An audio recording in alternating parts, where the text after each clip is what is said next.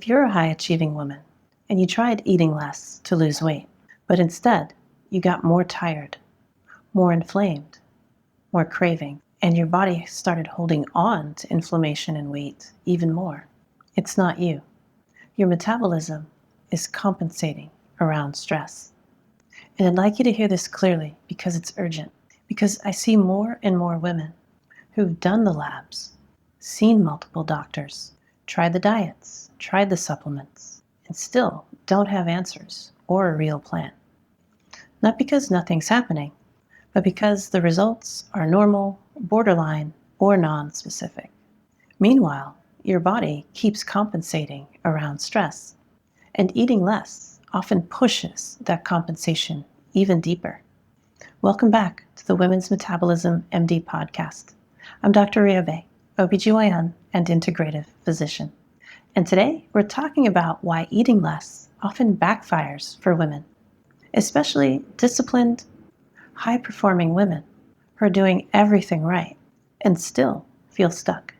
By the end of this episode, you'll know the 3 signs that your metabolism is compensating around stress, the 3 mechanisms that make calorie cutting backfire in women, and what to do instead starting this week to stabilize your metabolism without dieting harder. Because if you're exhausted, bloated, anxious, wired at night, craving sugar, and eating less, and gaining weight, even though you're trying, this is not a character flaw. This is physiology. Let's start with the most misunderstood word in women's health: stress. Most women think stress is a job you hate, a difficult relationship, a busy schedule, or feeling overwhelmed. But in medicine, stress is bigger than that. Stress is any signal that tells your body it's not safe. And when your body doesn't feel safe, it compensates.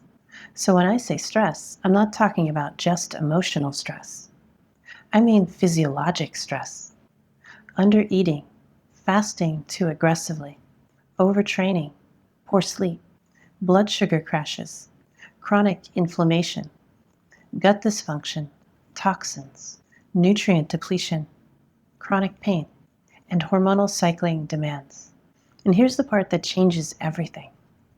You don't need a stressful job to have a stressed metabolism. This is why I meet women who say, I changed jobs. Things are calmer now. I'm not as stressed. And I believe them. But stress isn't just what's happening in your life. It's what's happening in your body. Your life can look calmer while your physiology is still in survival mode. Because when the body has been compensating around stress long enough, that compensation becomes a pattern. And it's not that your body is unresponsive. It's that your body learned a stress response, and it keeps running it. And the longer it runs, the more symptoms show up. Now let's get practical. Here are 3 signs that eating less is a strategy that's backfiring because your metabolism is compensating around stress. Sign number 1, your energy is dropping instead of improving. You wake up tired. You hit a wall in the afternoon. And you feel like you're dragging yourself throughout the day.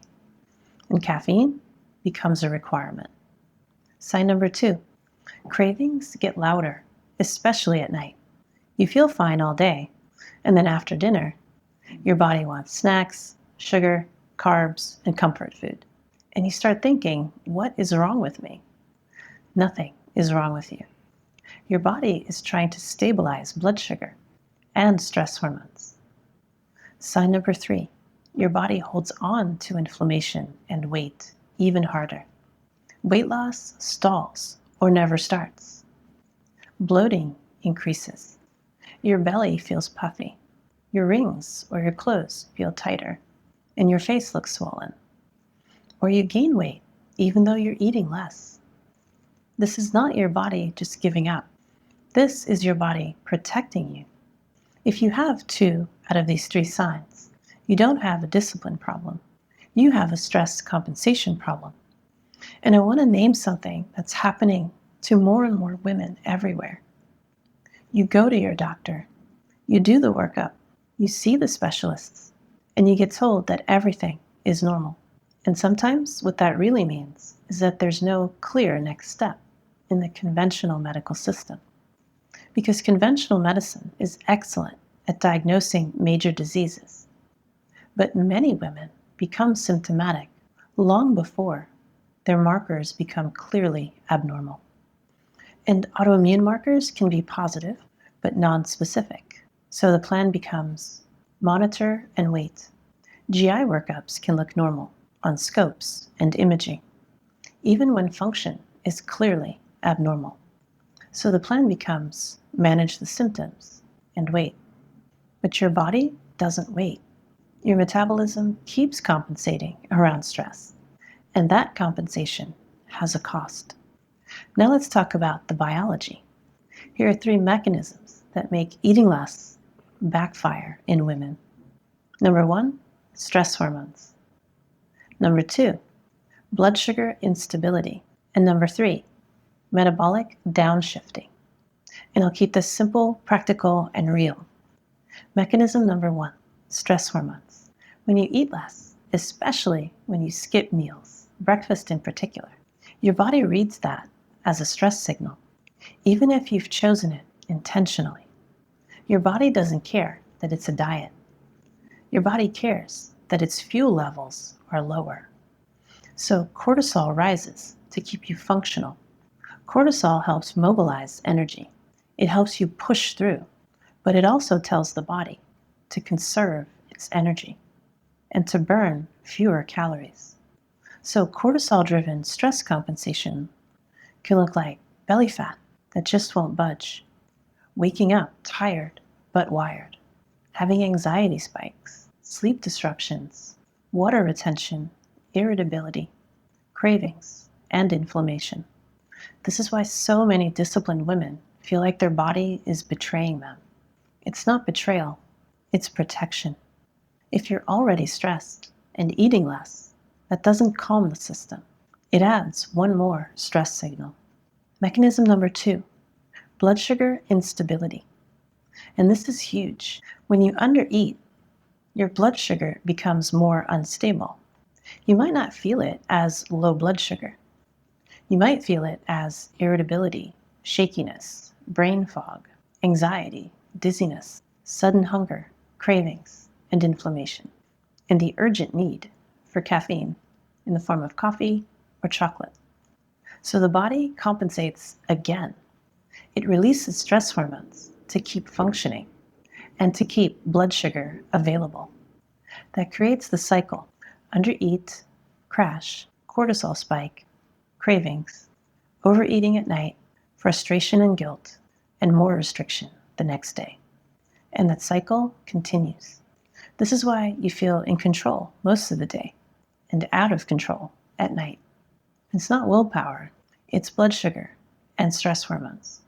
Mechanism number 3, metabolic downshifting. This is the conserve response. This is where your body starts burning even fewer calories in order to preserve essential functions at the expense of non-essential functions. If your body senses that fuel is consistently low, it will reduce output to survive. In other words, it will burn fewer calories to survive. This can look like feeling cold easily, cold hands and feet, low body temperature, low motivation, exercise intolerance or lowered exercise capacity, slower digestion, constipation, fatigue, hair shedding, irregular menstrual cycles, and decreased libido or sex drive. And if you're thinking, but I'm eating healthy, I believe you, but your body may still be underfueled for its requirements. The body doesn't reward restriction with safety. It rewards safety with results. Now, why does this hit women harder than men? Because women are not static.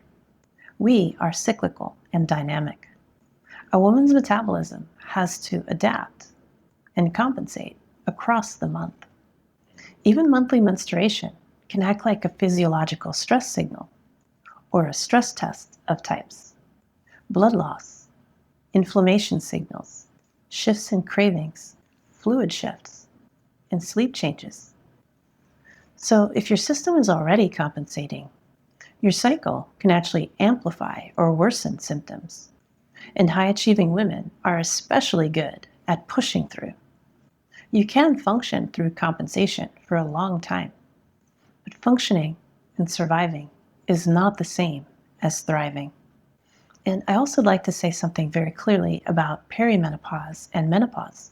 A lot of women think, well, once I stop menstruating, my hormones will calm down and everything will fix itself. But that's often not what happens. For many women, menopause doesn't remove the metabolic stress load. It just shifts it around. Because estrogen, for example, isn't just about reproduction. In fact, it has 400 known functions in the human body that have nothing to do with reproduction directly. Estrogen supports insulin sensitivity, body temperature regulation, sleep stability, mood and stress resilience, inflammation control, muscle maintenance, bone density, and more. So when estrogen declines, the body often becomes even more sensitive to the exact patterns that we're talking about today. Blood sugar swings, stress compensation, fatigue, belly fat, inflammation, and poor sleep. And here's the key point. If your body and metabolism are busy compensating for stress in your 30s and 40s, menopause doesn't actually reset the system. It often exposes this instability even more. Menopause is not a metabolic reset button. It's a metabolic reality check. So what do you do instead? Because the answer is not eat even less, work out even harder, or shame and guilt yourself into even more discipline. The answer is stability first. If your body is compensating for stress, the worst thing you can do is add more stress. Restriction is stress. Overtraining is stress. Undersleeping is stress. Your body can't relax into results if it's bracing for survival. So I'm going to give you 3 stabilization steps that you can start this week. Just 3. Step number 1, stabilize your blood sugar with your first meal of the day. This doesn't mean that you need a massive breakfast. It means you need a first meal that signals safety. In general, that looks like protein, fiber, minerals, and enough fuel to stop the cortisol spike. If you skip breakfast and run on coffee, and you crash by noon, this is the first place to intervene. And the timing of your first meal is also very important. Getting that first meal in within about 30 to 45 minutes of waking up is critical. Because what most women aren't told is that it takes about 2 hours to get that breakfast converted into usable fuel that your body can actually use to run your metabolism. So if you don't eat early enough, you won't have the calories available to your body to burn on your behalf to run your metabolism when you most need it. Your body can't burn fat efficiently when it's trying to survive. When we're in fight or flight, we don't stop to eat. And so this is sometimes where the hunger signals are actually missing in the morning. And many women wake up not feeling hungry. And so they think that their body is simply signaling to them that it doesn't need food. But this is the stress response. This is the body compensating under stress. Because when we're busy running away from lions, tigers, and bears, we don't stop to eat. In fact, that signal gets suppressed. Now, stress today obviously is not lions, tigers, and bears. It's work, it's lack of sleep, it's all the things we talked about today. And so sometimes your body doesn't quite signal you correctly. And so you have to learn to override it in many ways to help it get out of its own way. So breakfast is really the most important meal of the day. So stability comes first. Step 2, stop overtraining a compensating body. If you're already exhausted, more intensity is not the solution. I'm not saying don't move your body. Movement is medicine. But the type of movement matters. If you're in compensation mode, prioritize walking, strength training, that is gentle and moderate. Prioritize mobility and recovery-based movement. For example, Tai Chi or Yin Yoga. Because when exercise becomes yet another stress signal, the body holds on harder to compensation mode for your survival. You don't need to earn your food. You need to stabilize your physiology. Step 3, build in recovery like it's non-negotiable. High-achieving women often treat recovery like it's a luxury if there's leftover time in the day.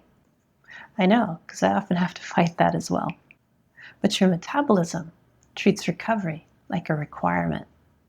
Start with consistent sleep and wake times, reducing late-night screen exposure as much as possible. A wind-down routine that signals safety, minerals and hydration earlier in the day and throughout the day, and nervous system downshifting, like meditation or a relaxing breath routine. Because the body doesn't reset under willpower. It resets through signals. You just can't out-discipline a stressed metabolism. You have to retrain the signals by meeting the body where it is. Now here's something else that really matters. Not every woman compensates the same way. That's why generic advice fails. Some women compensate with fluid retention and inflammation. Some compensate with coldness and depletion. Some compensate with anxiety and insomnia. Some compensate with cravings and blood sugar swings. That's exactly why I teach dynamic metabolic typing, because once you know your pattern, you can stop guessing. And once you stop guessing, you stop wasting time and get to feel better sooner. If you want help identifying your dynamic metabolic type, I invite you to take the free Dynamic Metabolic Type quiz. Link is in the description. And even if you don't take it today, keep listening, because I want you to leave this episode with one more clear takeaway.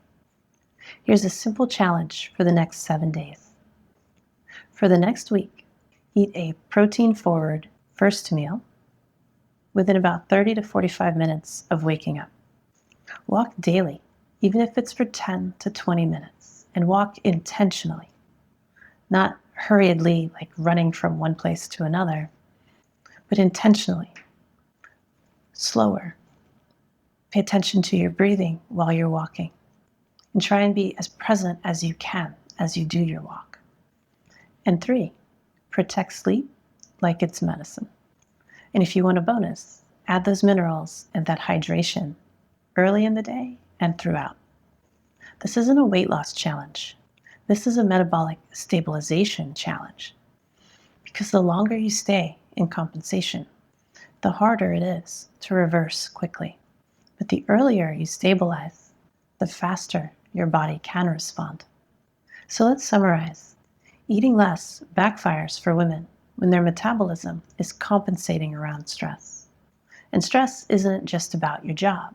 Stress is any signal that tells the body it's not safe. Undereating, poor sleeping, over-exercising, toxins, depletion, hormonal demands. So you don't fix this by pushing harder. You fix this by stabilizing the inputs and the signals.